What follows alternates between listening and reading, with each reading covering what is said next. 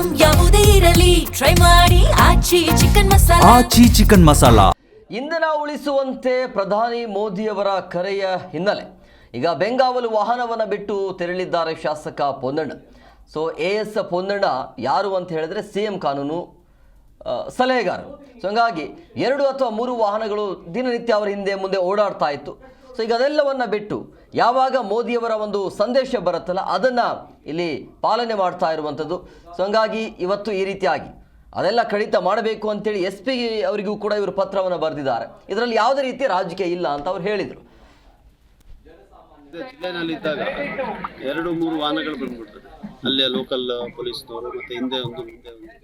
ಅದು ಬೇಡ, ನಮಗೆ ಕಮ್ಮಿ ಮಾಡಿ ಕಡಿತ ಮಾಡಿ ಅಂತೇಳಿ ಬರೆದಿದ್ದೀನಿ.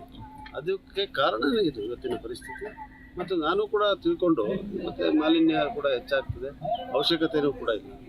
ಕೆಲವೊಮ್ಮೆ ಟ್ರಾಫಿಕ್ನಲ್ಲಿ ಮತ್ತು ಅನೇಕ ಭಾಗಕ್ಕೆ ಪ್ರವಾಸ ಮಾಡುವಾಗ ಒಂದಿದ್ರೆ ಅನುಕೂಲ, ಆದರೆ ಅತಿ ಹೆಚ್ಚಿರೋದನ್ನು ಕಡಿತ ಮಾಡಿ ಅಂತೇಳಿ ಕೇಳಿರೋದು ನಿಜಾನೇ. ಮತ್ತು ದೇಶದಲ್ಲಿ ಕೂಡ ಆ ಥರ ಪರಿಸ್ಥಿತಿ ಇದೆ.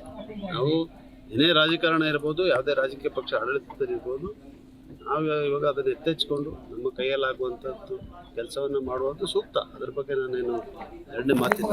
ಆದರೆ ಏನು ಪರಿಹಾರ ಏನು ಅಂತೇಳಿ ಕಂಡುಹಿಡಿಬೇಕಲ್ಲ. ಇವ್ರು ಇಲ್ಲೊಂದು ಪ್ರವಚನ ಮಾಡಿಬಿಟ್ಟು ಇಲ್ಲೊಂದು ಸಲಹೆ ಸೂಚನೆಗಳು ಕೊಟ್ಬಿಟ್ಟು ಇವ್ರು ಬೇರೆನೇ ಮಾಡ್ತಾಯಿದ್ರು. ಇನ್ನಷ್ಟು